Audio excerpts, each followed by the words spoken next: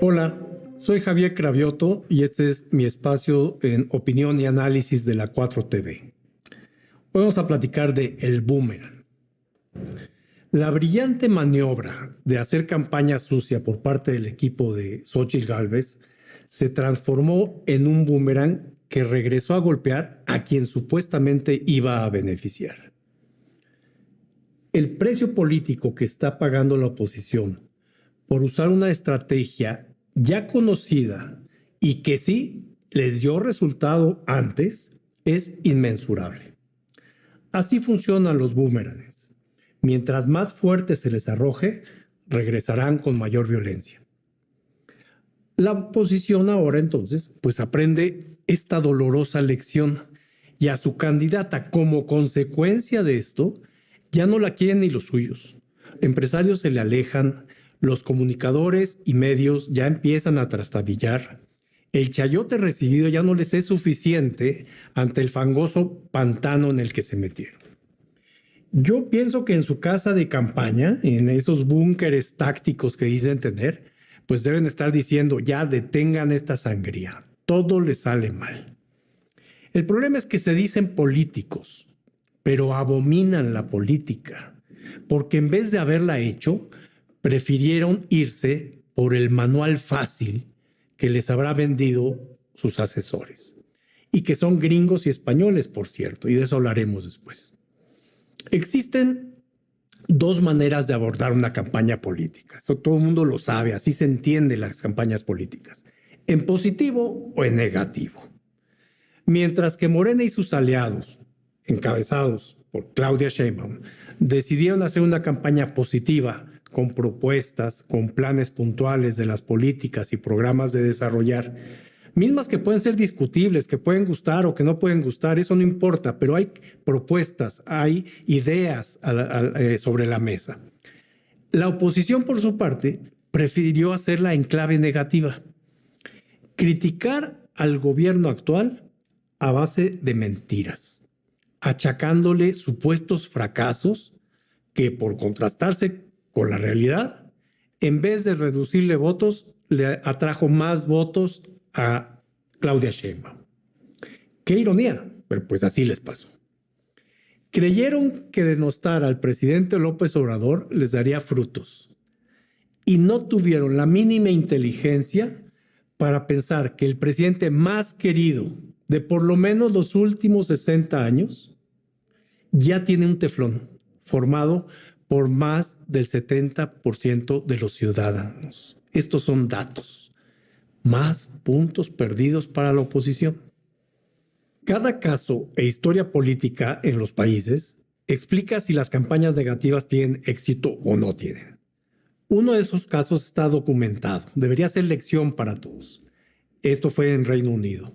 Dice que la consecuencia en las elecciones de 2015, que es este caso de 2015 en ese país, es que quienes hicieron campaña negativa resultaron menos atractivos para los votantes y provocaron que estos se decantaran por votar por otro partido y no el del realizador de la campaña sucia.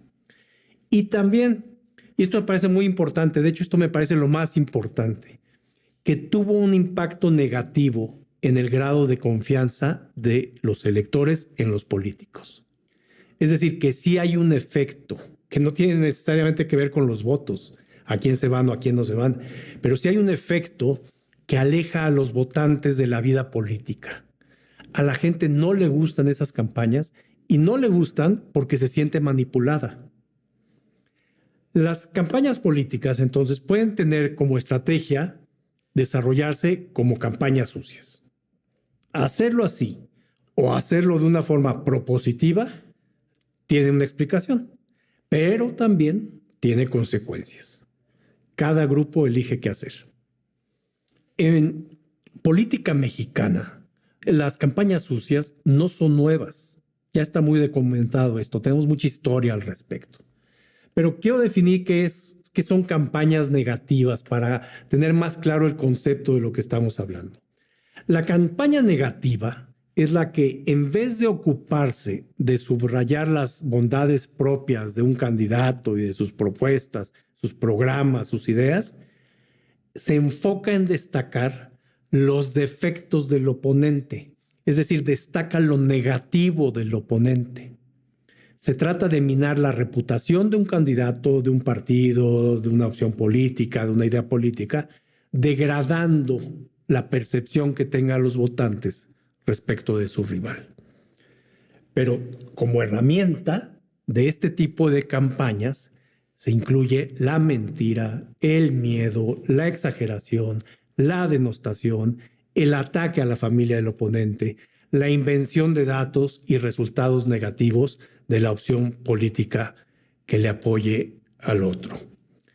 Creo que en México, pues todos sabemos históricamente lo que hemos vivido, lo que dicen los medios, los ataques que hay, de dónde vienen y hacia quién van.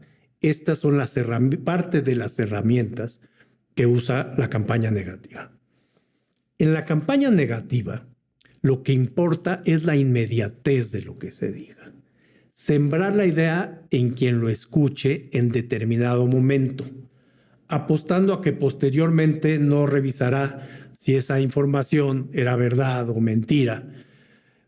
Como ya lo dije, no hay que olvidarlo. Es una campaña que recurre a la ofensa, inventa información, desinforma, calumnia y se mete en la vida privada del candidato al que se quiere atacar.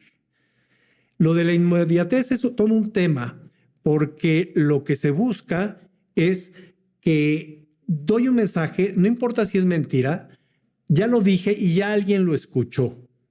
Y después, si tengo que corregir y me tengo que disculpar, pues ese alguien ya no está, ya no lo oye mi disculpa, ¿no? Ya se quedó con esa idea como si fuera una verdad. Pero así funciona esto. Ya hemos escuchado muchas veces esta máxima goebbeliana del ministro de Información de Hitler, que dice, miente, miente, que algo queda.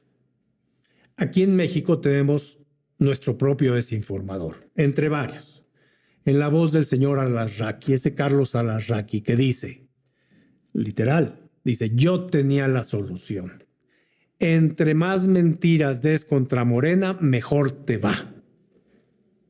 Bueno, ahora, ¿y por qué la necesidad de este tipo de campañas? Y aquí, pues, es un tema de los especialistas que nos los pueden explicar. Yo voy a citar a un especialista que es el politólogo Fernando Dvorak. Y que no es un especialista, él es un politólogo, pero ni siquiera es que él apoya la 4T o no, simplemente él dentro de su ciencia política que analiza nos explica el fenómeno. Dice, por otra parte, lo negativo es una herramienta importante para asaltar al oponente y atraer la atención de los medios. Es decir, la negatividad y el conflicto son capitales que alimentan la espectacularización y ayudan a concitar el interés de la opinión pública, toda vez que generan valor a la noticia. Estamos muy claros todos, creo, que estas noticias de gritos, de aspavientos, de mentir, de exagerar y todo, son la nota del día en los medios de comunicación. Los programas y las ideas esas quedan en la sexta plana ahí abajito en una columnita, ¿no? Pero vende mucho el ruido mediático y a eso le apuestan estas campañas. Y por otra parte, también existen motivos fundamentales en la psicología. Hay estudios que dicen que la información negativa es la que produce un mayor impacto en los receptores.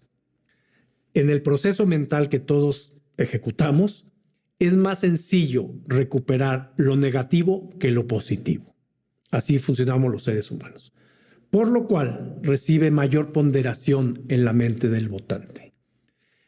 Lo anterior hace que, por ejemplo, las debilidades de carácter parezcan ser más importantes en los juicios que la opinión pública elabora acerca de un candidato. Sin embargo, y ojo con esto, a medida que la publicidad negativa prevalece, aumenta también la pérdida de su poder persuasivo. Es decir, la campaña negativa impacta un tiempo, pero no siempre. Los ciudadanos identifican entre mensajes verdaderos o falsos. Los votantes distinguen entre los anuncios de un simple ataque o un ataque que se basa en un contraste de propuestas. Pero pues la verdad, ya lo sabemos. Hay quienes creen que los votantes mexicanos somos brutos y con una campaña de mentiras les será suficiente para ganar una elección. Pero no. Vamos a ver. Vamos un poquito a la historia mexicana, pues bastante reciente, ¿no? En las elecciones del 2000, el PAN realizó campaña sucia en contra del PRI. Tienen larga experiencia en ello. Contrataron como asesor a Dick Morris, un estadounidense que es un nefasto y controvertido personaje que preparó la campaña para que el señor Fox ganara. Más allá del cansancio ciudadano por el PRI, para no arriesgar su elección y ante un gris y apagado ingeniero Cárdenas, que hay que decirlo, la lucha se centró en el ataque a Francisco Labastida y el PRI. Recordemos aquellos de que Fox le dijo públicamente, dice el candidato opositor dirigiéndose a Labastida, es un chaparro de ideas y un mariquita. ¿Sí? Ese ruido mediático fue la nota del siguiente día, ¿no? Le dijo mariquita. Ah, pues, ¿eso es lo que tumbó a Labastida? Bueno. En las elecciones del 2006, la cosa se puso peor, porque además de haber contratado al mismo Dick Morris, y hago un paréntesis, porque este señor Dick Morris, ya dije que es un estadounidense que se dedica a esto de campañas, creo que ha sido asesor de más de 450 campañas políticas en Estados Unidos y en toda Latinoamérica, y su enfoque es la campaña sucia, a eso se dedica él. Él ha sido muy exitoso, incluso trabajó en el gobierno de Clinton después porque le ayudó a su campaña y ya después lo corrieron porque pues tuvo un lío ahí de faldas o cosas de las que a los gringos les impactan mucho y le dan más valor a alguien que tiene un lío de faldas y que por eso pierde su trabajo a alguien que se dedica a mentir y por eso es exitoso en su trabajo. Pero bueno, así son ellos. Pero además de este Dick Morris, contrataron a otro conocido asesor en estas lides, que es Antonio Sola. Él es el gurú español de la derecha latinoamericana. Él fue el creador de esa campaña que dice AMLO es un peligro para México. Recordamos esa campaña, ¿verdad? Esa campaña sucia les alcanzó para quitar muchos puntos a la diferencia que llevaba López Obrador sobre Felipe Calderón. Muchos, pero no los suficientes. Y por eso es que tuvieron que recurrir al fraude ya por todos conocidos y que marcó el sino y la esencia del sexenio calderonista. Y quiero referirme, y voy a decir textual, por si alguien no tiene buena memoria, ese spot de campaña del panismo que ahora, 18 años después, vemos su falsedad absoluta, pero que en su momento sí tuvo un efecto importante en la campaña. Dice así, dice, este es el famoso segundo piso de la Ciudad de México. ¿Cómo lo pagó AMLO? Se endeudó. Las pensiones, se endeudó. Los distribuidores viales, se endeudó. Si llega a presidente, nos endeudará más y más. Habrá crisis económica, devaluación, desempleo, embargos y deudas. Estos son los grandes planes de López endeudador. López Obrador, un peligro para México. Ese fue el spot en televisión que durante esa campaña surgió. Cada rato lo veíamos y lo oíamos, ¿no? Este es el spot que realizó esta persona a quien me refería antes y que implican que hay una campaña de mentiras y falsedades. Y me refiero a que hoy, 18 años después, en el gobierno del presidente López Obrador, al que se referían y al que en ese momento le robaron la elección, todo es una absoluta mentira. Todo lo que dijeron que iba a pasar es exactamente lo contrario. Pero bueno, ya estamos en el año 2024. Y ahora otra vez el PAN. ahora bajo la directriz de Claudio X González. Pero son tan brutos que dijeron, pues usemos la misma receta. Vamos a inventarnos una campaña y vamos a decir que el gobierno del presidente López Obrador es muy malo, que él es un narcotraficante, que Claudia es su títere. Y ojo, ¿el gobierno del presidente López Obrador es muy malo? Pues no, porque todos los datos dicen que no. Todos los datos macroeconómicos, incluso microeconómicos, todos los datos de las millones de personas que salieron de la pobreza, todos los datos de inversión extranjera directa, todos los datos de tasa de desempleo, la valorización del peso. Es decir, no hay argumento para decir el gobierno del presidente López Obrador es muy malo. Después, dicen, el presidente López Obrador es un narcotraficante y se hicieron su campaña de meses usando también al New York Times y a otras revistas y a otros medios para decir, es que es un narcotraficante. Cuando no hay la más mínima prueba de lo que están diciendo. Cuando citan que es el gobierno de Estados Unidos el que lo dice y sale el gobierno de Estados Unidos y decir, es mentira, eso no existe. Pero lo dicen. Y durante meses y semanas lo dicen. Y lo vemos en todos los medios y lo vemos en las redes sociales y en todos los radios. Es un narcotraficante. Y es una mentira. Y por último, Claudia. Claudia es su títere. ¿De verdad están diciendo que la científica, la doctora, la luchadora social, la que tiene décadas de experiencia en el sector público, la que fue jefa de gobierno, es títere de alguien? Obviamente es una mentira, que aquí en este caso muy particular se suma a su misoginia, ¿no? Pero obviamente es una mentira, pero no importa, para ellos no les importa que todo esto sea una mentira, porque es parte de la campaña. Jamás se les ocurrió pensar en los efectos secundarios de esta tormentosa vía que tomaron, porque no les salió la jugada. En todas las encuestas, la aprobación del presidente crece. 11 puntos creció en la última del periódico Reforma, a quien no le quedó de otra más que reconocerlo. Y ojo con esto, porque es el periódico de Reforma y tal vez es parte de una campaña de manipulación para decir, créanme, porque luego pues voy a bajar los números y pues me van a tener que creer también. Pero todas las encuestas dicen lo que ahora el Reforma, este pasquín inmundo que le gusta mucho a los conservadores, tuvo que salir a decirlo y reconocerlo. La aprobación del presidente López Obrador es la más alta que cualquier presidente ha tenido. Claudia Sheinbaum, 20, 30 puntos arriba que la candidata Xóchitl Gálvez. Tuvieron que decirlo. Y entonces, derivado de esto, pues Claudia crece semana a semana y Xóchitl a la baja.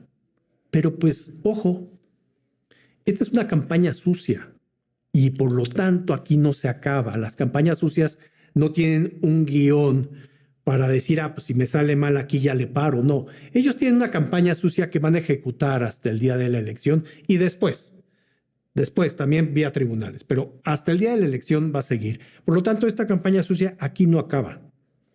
Y no sabemos qué usarán en estas siguientes semanas. Hay que esperar lo que sea, porque en su desesperación son capaces de todo. Y cuando digo todo, es todo, ¿eh? Son capaces hasta de inventarse un colosio, ¿eh? Hay que estar muy alertas en este caso. Y bueno, ¿qué se hace ante las campañas negativas que sí pueden convencer a algunos cuantos? Lo único que a mí se me ocurre es decir, hay que salir a votar, porque el voto masivo es el que impide que ante márgenes pequeños les pueda funcionar. Recordemos que en la campaña del 2018 no es que haya estado exenta de suciedad por parte de la derecha, no es que López Obrador ganó porque no le hicieron campaña sucia, no. Lo que sucede es que les vencimos arrolladoramente. El número que dimos, el número de votantes que salimos a votar por la opción de López Obrador y de Morena, fue un número que no había forma de que le metieran mano. ¿Cuánto más le habrán metido mano? Pues nunca lo vamos a saber. Pero el número fue tan grande, el diferencial fue tan grande que no tuvieron cómo sacar al presidente, en este caso al candidato, de la posibilidad de ser el presidente como lo es hoy. Hoy ya no, además del Dick Morris y además del señor Sola, tienen ahora a un señor, gente de Felipe Calderón, un mafioso, que se llama Max Cortázar. Él es el que dirige la campaña sucia de Xóchitl Gálvez. Si las cosas fueran serias, si actuáramos con seriedad y los jueces actuaran con seriedad, pues tendríamos que definir a este señor como un delincuente electoral, porque es lo que es. Sin embargo, él es su estratega de campaña, él está en lo suyo y va a continuar a sí mismo, ¿no? Entonces, yo pienso que votar es nuestro camino. A ellos dejémosles el suyo. No los vamos a poder corregir, no vamos a poder cambiar lo que hacen. Ellos no van a cambiar, porque son los mismos haciendo lo mismo. Muchas gracias.